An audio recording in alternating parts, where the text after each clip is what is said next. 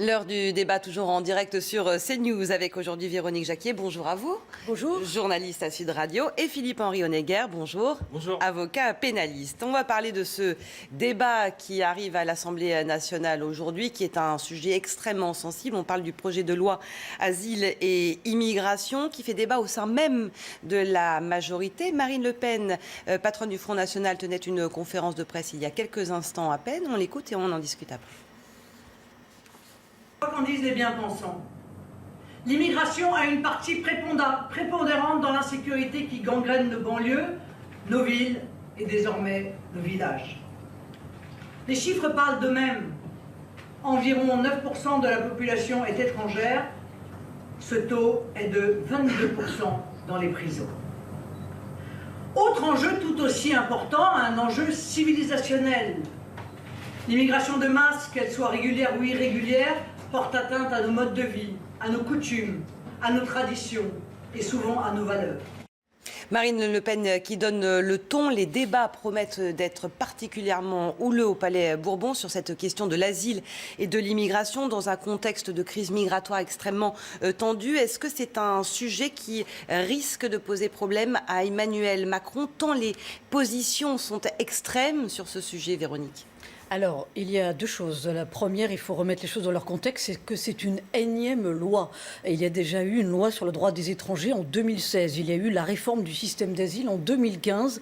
On voit que ça n'a pas réglé le problème de la crise migratoire qui a donc été jugée à l'époque sous-calibrée. Et là, effectivement, Emmanuel Macron se dit, il faut que je propose quelque chose. On le voit, il y a les maires qui montent au créneau pour dire que faire de ces mineurs isolés dans nos départements. Nous n'arrivons plus à gérer. Que faire, évidemment, face à ces migrants qui sortent de centres de rétention ou qu'on a du mal à accueillir correctement. Donc la réponse, le chef de l'État la veut politique. Pour autant, oui, il prend des risques. Pourquoi ? Parce que j'ai envie de dire, c'est un peu une loi du en même temps.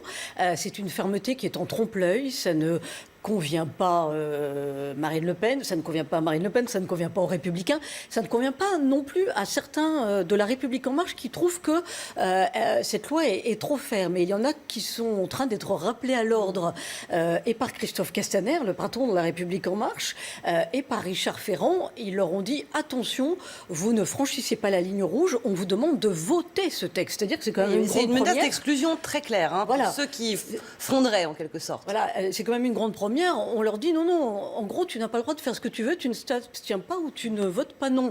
Donc oui, Emmanuel Macron joue gros. Maintenant, moi j'ai l'impression que c'est de l'affichage plus politique qu'autre chose, parce que dans les faits, c'est une loi qui ne réglera rien. C'est une loi qui ne réglera rien. Vous êtes d'accord avec ce que Le but et l'objectif de cette loi, il est extrêmement simple, c'est expulser plus de monde et plus rapidement, avec le chiffre qui est affiché partout, c'est de dire en 2017, il y a eu 100 000 demandes d'asile, on est incapable de les traiter avec le droit qu'on avait jusqu'à maintenant, donc il faut aller plus vite et expulser plus de monde. Il y a un petit rappel historique parce que ce chiffre de 100 000, il est intéressant quand on regarde un peu l'histoire. En 1934, après que Hitler arrive au pouvoir en Allemagne, on a ce chiffre qui est évoqué par le gouvernement français. C'est d'ailleurs une des premières fois qui dit il y a 100 000 juifs qui sont en France. C'est des immigrés économique, et on a une circulaire qui est émise en 1934 et qui dit très précisément il faut intensifier le refoulement et les expulsions, et pour ça à l'époque on prend des mesures qui conduiront à l'expulsion massive des gens qui sont arrivés en France, et à ce qu'en, et j'en finirai par là, en 1948 on prenne cette décision de la Charte des Nations Unies et de la Déclaration universelle des droits de l'homme, dans lequel est reconnu le droit d'asile. Pourquoi est-ce que je vous dis ça ? Parce qu'en réalité, à chaque fois qu'on vient réduire ce droit d'asile, en mettant artificiellement ou pas des systèmes juridiques qui permettent d'expulser plus ou plus vite, on prend ce risque de repousser le problème plus loin, de faire comme s'il n'y avait pas un problème, et finalement, à un moment donné, qui nous reviennent de manière beaucoup plus dramatique. Véronique. Oui, je suis peut-être un peu dure quand je dis que cette loi ne sert à rien, mais Emmanuel Macron l'a évoqué, mais trop rapidement hier soir. Il a dit, évidemment, ça ne suffit pas. Qu'est-ce qu'il faut faire ? Il faut avant tout travailler à la coopération avec les pays. Il faut développer l'aide au développement, c'est le cas de le dire, dans les pays. Alors, on l'a vu, il y a quand même eu une prise de conscience par rapport à la Libye, on l'a vu, il y a eu une prise de conscience par par rapport à certains pays d'Afrique. C'est évidemment ça qu'il faut faire, c'est-à-dire au lieu d'œuvrer simplement chez nous, développer l'aide au développement et à la coopération. Oui, mais il faut pas tout, encore beaucoup trop faible. Il ne faut pas tout confondre. L'immigration économique en France, elle est interdite. Donc il n'y a pas de débat sur ce point-là. S'il y a quelqu'un qui est un immigré économique qui vient en France, on lui dit, monsieur, vous rentrez chez vous et c'est terminé. Là, on parle de pays en guerre. On parle du droit d'asile, c'est-à-dire de est-ce que des gens qui ont dû fuir leur pays parce qu'ils étaient menacés de mort pour une raison ou pour une autre, on les accueille ou pas. La question, c'est pas de savoir si on va les accueillir ou pas les accueillir. Le droit d'asile en France, il est garanti. Si vous avez été menacé de mort, vous serez accueilli en France. Là, c'est la manière dont on gère cette réception. Ce qu'on essaye de mettre dans cette loi, c'est de dire, écoutez, avant, on prenait pas mal de temps pour étudier votre décision. Quand vous étiez en France, on vous donnait un certain nombre de droits pour que vous ne soyez pas à la rue. Et à la fin, pour qu'il y ait une décision, je dirais, le plus sereinement possible qui soit prise, parce qu'on pouvait étudier votre cas personnel. Là, la loi, c'est de dire, bon, en fait, on va passer à 6 mois. Donc il faut aller beaucoup plus vite. Quand vous serez en France, de toute façon, on va vous mettre dans des centres de rétention pendant une période plus longue. Comme ça, on est sûr que vous ne circulerez pas. Et on réduit vos droits quand vous êtes sur le territoire français en attendant votre décision. Elle est clairement liberticide, comme le laisse entendre le défenseur des droits, Jacques Toubon. Oui, elle est liberticide dans le sens où, en tous les cas, elle réduit les droits des demandeurs d'asile. Il ne faut en fait pas imaginer le cas, quand on veut s'intéresser à cette question-là, je pense qu'il ne faut pas imaginer le cas de l'immigré économique qui vient en France et de se dire, et je crois que c'est l'objectif qu'eux ils se fixent, comment est-ce qu'on fait pour l'expulser le plus vite possible. La question qu'on doit se poser, c'est si on a un garçon de 17-18 ans qui a fui un pays en guerre, qui a perdu sa famille, qui a dû traverser la moitié du monde pour réussir à trouver un logement, un travail, une vie nouvelle, comment est-ce qu'on l'accueille ? Est-ce qu'on l'accueille en lui disant, monsieur, en fait, vous allez rester pendant 3 mois dans un centre de rétention dans des conditions ignobles. On aura 6 mois pour rendre une décision, c'est-à-dire très rapide, au cours de laquelle on ne pourra pas bien étudier votre situation. Et à la fin, peut-être, on va prendre le risque de le renvoyer dans les conditions terribles dans lesquelles il avait vécu et pour lesquelles il avait fui son pays. Moi, je crains que cette loi-là, elle ait pour conséquence cela. Et l'autre conséquence, qui est beaucoup plus insidieuse, c'est qu'en réduisant ces délais, en réalité, ce qui va se passer, parce qu'on le sait, il n'y aura pas plus de moyens pour les juges administratifs qui devront traiter ça, on va augmenter leur volume de travail. Donc ils vont être submergés par les dossiers et ils vont encore moins pouvoir traiter avec intérêt et attention ces dossiers qui demandent du cas par cas. Avec des situations parfois un peu plus générales. Si vous venez de Libye, si vous venez de Syrie, a priori, on peut identifier le risque d'où vous venez, mais on a aussi le cas des homosexuels qui viennent de certains pays dans lesquels ils sont extrêmement ostracisés et menacés de mort. On a d'autres situations comme ça qui sont beaucoup plus subtiles parfois et pour lesquelles on parle de vie et de mort. Alors attention maître, parce que justement pour les homosexuels ou pour les femmes victimes de violences dans leur pays, leurs droits vont être renforcés. Après, il y a une autre bonne nouvelle, c'est qu'il y a quand même 11,5 millions d'euros qui sont débloqués d'une façon supplémentaire pour rénover les centres de rétention. Donc c'est une goutte d'eau, mais le gouvernement, quand je dis qu'il est dans le en même temps, c'est qu'il essaie de gérer justement ce volet humain en plus d'un volet un peu fermeté en Quand Emmanuel Macron dit hier on ne peut pas prendre toute la misère du monde, c'est une réalité. De toute façon, c'est pas un argument. Non, mais il faut bien on voit bien qu'ils sont débordés. Mais ce qui est logique, on fait face à une crise migratoire sans précédent. Non seulement on parle de 100 000 demandeurs d'asile, mais il ne faut pas oublier qu'il y en a 500 000 qui ont été déboutés en Allemagne et dont le premier choix est de venir en France. Donc on voit bien que là, on est face à une réponse politique qui est celle qu'elle est, avec ses limites. Mais encore une fois, on parle de misère alors qu'il ne s'agit pas de misère. Il s'agit de menace, situation de mort. d'urgence. Voilà, oui, effectivement, on n'accueille pas la misère du monde. Ça fait très longtemps que la France a dit que les migrants économiques, ils étaient pas bienvenus en France. C'est pas la question. Mais c'est vrai qu'il y a des bonnes mesures. Vous l'avez dit. Il y a les protections également pour les jeunes filles qui seraient potentiellement victimes d'excision dans leur pays, pour lesquelles c'est facilité. Il y a la réunification des fratries, parce qu'avant, malheureusement, pour les demandeurs d'asile, ils étaient parfois séparés. Ils vont être réunis. Et aussi pour les victimes de violences. Il y a des éléments qui sont positifs. Ce qui laisse tout le monde un peu perplexe aussi, ou ce qui permet à la droite ou à la gauche de trouver les arguments exactement opposés sur cette loi asile-immigration, et ce qui va faire un débat assez houleux à l'Assemblée. On comprend bien ça. Oui, mais ça paraît logique. Mais prenons un exemple qui est très ambigu, c'est le délit de solidarité. Le chef de l'État l'a évoqué hier soir. Le délit de solidarité, ce sont les personnes qui aident les migrants à passer en France, la frontière. Ils le font d'une façon irrégulière. irrégulière, enfin, ils font rentrer en France quelqu'un d'une façon irrégulière, et cette aide est considérée comme un délit et passible de 30 000 € d'amende et de plusieurs mois de prison ferme. Donc c'est quand même pas rien. Et dans cette loi, ils veulent aménager ce délit de solidarité. Mais comment aménager par essence un délit? Moi, je pose la question à un avocat. Je suis très perplexe. Je crois que la distinction qu'ils ont essayé de faire hier et qu'on peut comprendre... Entre ceux qui font entrer et ceux qui viennent en aide une fois que ces personnes sont arrivées sur le territoire. Exactement, je crois que ce qu'ils indiquaient aussi, c'est entre ceux qui vont le faire de manière ponctuelle. Vous êtes en voiture, sur le bord d'une route, vous croisez quelqu'un qui a l'air dans une situation de détresse, vous n'allez pas lui demander son passeport, son visa, sa carte d'identité. C'est l'humanité qui est... Vous le prenez dans votre voiture, vous lui donnez à manger, vous pouvez l'héberger pour une nuit.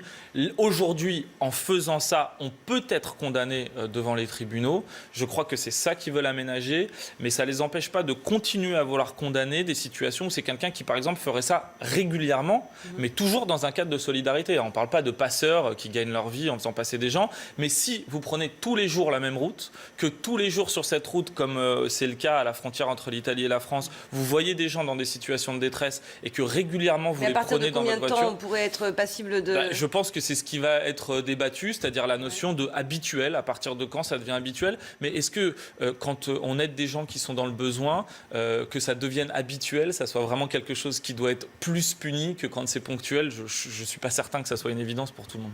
C'est que c'est compliqué. L'intervention française en Syrie fait l'objet d'un débat aussi aujourd'hui à l'Assemblée nationale, un débat sans vote. Emmanuel Macron est revenu sur cette décision de frapper le régime syrien de Bachar al-Assad après les attaques chimiques, une attaque conjointe avec Washington et Londres. Vous me disiez tout à l'heure, maître, ce n'est pas légal. J'évoquais tout à l'heure la charte de 1948 des Nations Unies. Cette charte, elle a un chapitre 8 qui prévoit que la guerre dans le monde, faire la guerre quand on est un État, c'est illégal. C'est dans tous les cas illégal, sauf deux exceptions. Un, quand on est en état de légitime défense, et deux, quand c'est autorisé par le Conseil des Nations Unies. Toutes les autres interventions armées réalisées par des pays dans un autre pays sont illégales. En l'espèce, la légitime défense, même si elle a été très vaguement évoquée hier par Emmanuel Macron, qui disait on a été attaqué par Daesh, ce qui aurait ouvert un droit d'intervenir en Syrie. C'est pas réel, mais en l'occurrence, on n'a pas attaqué Daesh. On a attaqué le régime de Bachar al-Assad, donc il n'y a pas de légitime défense.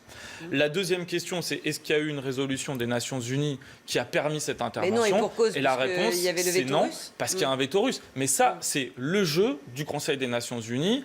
La Russie a un veto, les États-Unis, la France. Et alors, en l'occurrence, il n'y a pas de décision.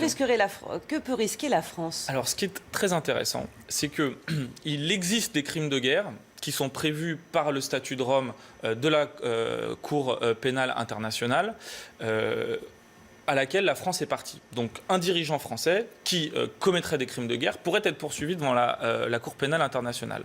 Mais le crime d'agression, c'est-à-dire, il y a des crimes de guerre qui existent, hein, le crime contre l'humanité, le génocide, enfin un certain nombre de crimes de guerre, mais le crime d'agression, c'est-à-dire celui d'attaquer un pays sans légitimité dans le droit international... Là, c'est considéré comme une agression, ce qui a été fait par... À partir du moment où un État, avec des avions, décide de mettre des bombes sur un autre État, c'est, même dans, je dirais, le vocabulaire commun, c'est une agression. On a un acte de guerre. Lui, il a dit, il n'y a pas de déclaration de guerre. C'est vrai qu'il n'y a pas de déclaration de guerre, mais en droit international, il n'y a pas besoin d'une déclaration signée pour que ça soit un acte de guerre.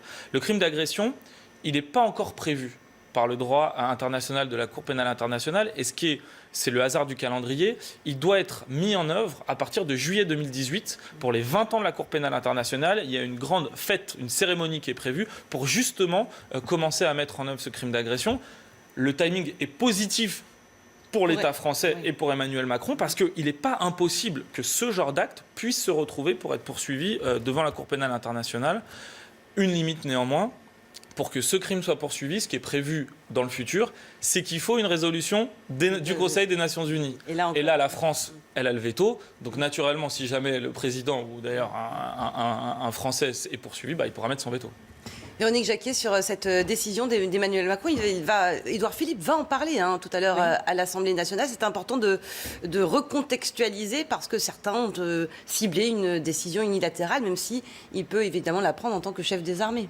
Oui, tout à fait. Il l'a expliqué d'ailleurs. Et il a répondu à Edoui Plenel qui disait mais est-ce qu'il n'y a pas un affaiblissement du Parlement puisque vous lancez des frappes et les députés, les sénateurs n'ont pas été consultés. Le chef de l'État a répondu très justement qu'il était le chef des armées. Ça ne veut pas dire qu'il fait ce qu'il veut. Ça veut dire que selon la Constitution, on ne consulte le Parlement et il n'y a un vote que quand on engage dans une guerre et dans un conflit qui dure plus de 4 mois.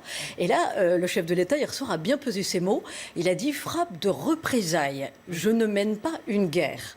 Donc là-dessus, les choses sont claires.